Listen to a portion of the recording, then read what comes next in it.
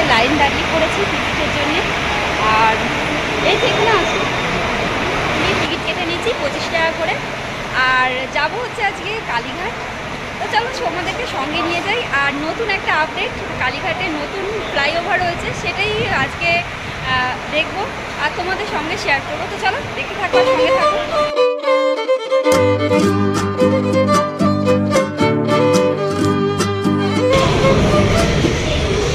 চলে এসেছি আমরা কালীঘাট মানে মেট্রো স্টেশন।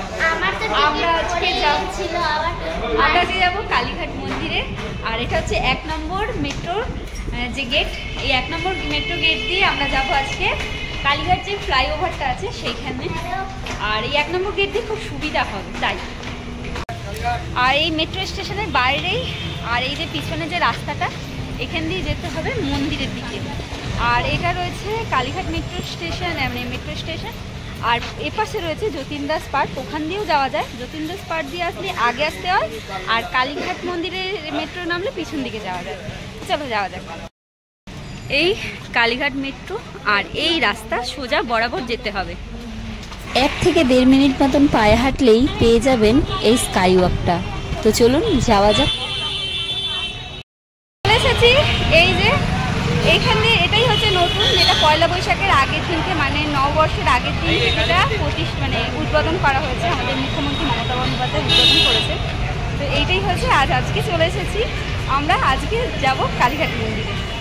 পুরো এটা সন্ধ্যাবেলা এত সুন্দর লাইটিংটা দেয় না, চারিদিকে এত লাইট এত লাইট, বাহ।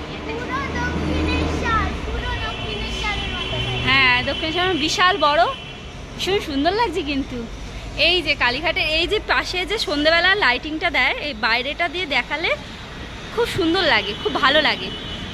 আর এই যে সোজা বরাবর গেলে মায়ের মন্দির,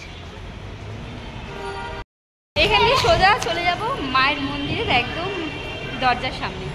একদম 1 নম্বর গেট থেকে বেরিয়েই আমরা বেশি না 2 মিনিট, জাস্ট 2 মিনিটও হাঁটতে হয়নি, চলে এসেছি এই ফ্লাইওভারে। এখান থেকে সোজা হাঁটলে একদম মায়ের মন্দির। চলে যাওয়া যাক।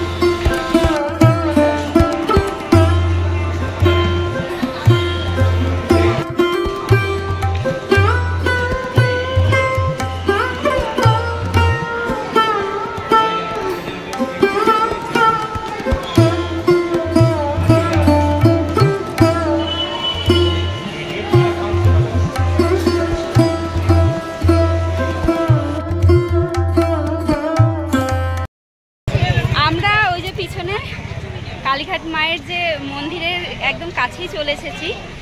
আর এখানে দোকানপাট আছে, তোমরা দোকান থেকে ডালা যাবতীয় জিনিস কিনতে পারো। আর চলো মন্দিরের একদম কাছে এসে গেছি। ওই যে মায়ের মন্দির, আর ওই যে আমরা ইলেকট্রিক সিঁড়ি থেকে নেমেছি, আর এই যে মায়ের মন্দির। তো চলো যাওয়া যাক। আজ শনিবার মায়ের মন্দিরে আসার পর জানতে পারি আজ অমাবস্যা। ভীষণ ভালো লাগলো জানতে পেরে। যাক, অমাবস্যা মায়ের কাছে পুজো দিতে পেরে ভীষণ ভালো লাগছে। তাই মন্দিরের সামনে থেকেই একটা প্যারার দোকান থেকে নিয়ে নিলাম 100 গ্রাম প্যারা 50 টাকা দিয়ে। এখানে সব কিছু ফুল, মালা, ধূপকাঠি সব কিছুই ওনারা দিয়ে দেন। আর মন্দিরে আজকে অমাবস্যা উপলক্ষে প্রচণ্ড ভিড়। আজকে মন্দিরের একদম বাইরে চলে গেছে লাইন। নর্মাল দিনগুলোয় ভিড় থাকলেও এতটা ভিড় হয় না। আজ অমাবস্যা উপলক্ষে অনেক মানুষ, তার সাথে আজকে শনিবার। 2.5 থেকে 3 ঘন্টা লাইনে দাঁড়ানোর পর আপাতত পৌঁছালাম মন্দিরের সামনেটা।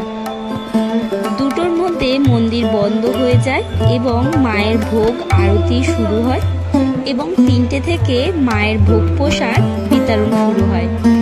মায়ের মন্দিরের ভোগ প্রসাদ বিতরণের জন্য কোনো কুপন বা পয়সা নেওয়া হয় না। তোমরা যদি ভোগ প্রসাদ গ্রহণ করতে চাও, অবশ্যই 3টের মধ্যে মন্দিরের ভিতরেই তোমাদের থাকতে হবে, তাহলেই তোমরা ভোগ প্রসাদ পেয়ে যাবে। এখন ওই 1:30টা মতন বাজে, আমাদের পুজো দেওয়া কমপ্লিট হয়ে গেছে। প্রচণ্ড ভিড়ে আর মাকে ভীষণ সুন্দরভাবে দর্শন করলাম।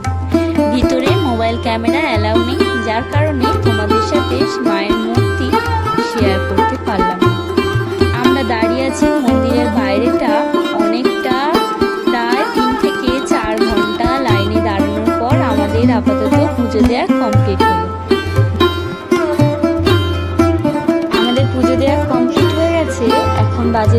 মতন আমরা মন্দিরের প্রাঙ্গণেই বসেছিলাম। মায়ের কাছে কিছুক্ষণ বসে থাকার পর এখন ওই 2:05-10 মতন বাজে, সমস্ত গেট বন্ধ হয়ে গেছে। আবারও 4টে থেকে মন্দিরের গেট খোলা হয়। আমরা বাইরের দিকে বেরিয়ে এসেছি, এবার যাব বাড়ির উদ্দেশ্যে। ভিডিওটা তোমাদের কেমন লাগলো কমেন্ট করতে একদমই ভুলবে না। ভালো লাগলে একটা লাইক করে পাশে থাকার অনুরোধ রইল।